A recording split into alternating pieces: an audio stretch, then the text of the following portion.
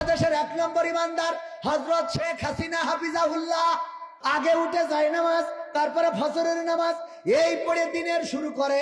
৫৬০ model মসজিদ বানাইলো হুজুরদের পক্ষে, হুজুররা যেন কষ্ট না পায়, হুজুরদের যেন খাওয়া নিয়ে চিন্তা করা না লাগে, ইমামতি করে খাতি হয়, সব ধরি ধরি জেলখানায় বসায় বসায় খাওয়াইলো ৩ বেলা। হ্যাঁ, তোরা খা, আরামসে খা।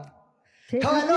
এই আল্লাহওয়ালা ১ নম্বর ইমানদার সে বলল হাসিনা পালায় না, পালাইস না পালায় না, তাহলে সে কোরআনের কথা মানলো।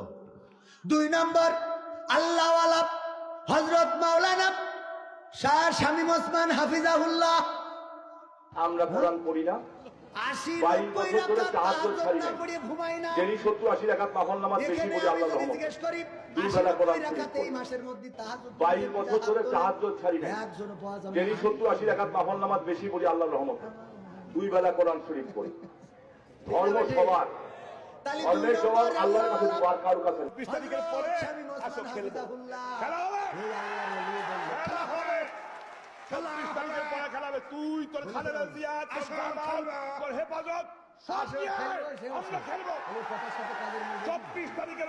৩ নম্বর ইমানদার আল্লাহওয়ালা ওবায়দুল কাদের চৌধুরী আমরা এই দেশ হাফিজাহুল্লাহ।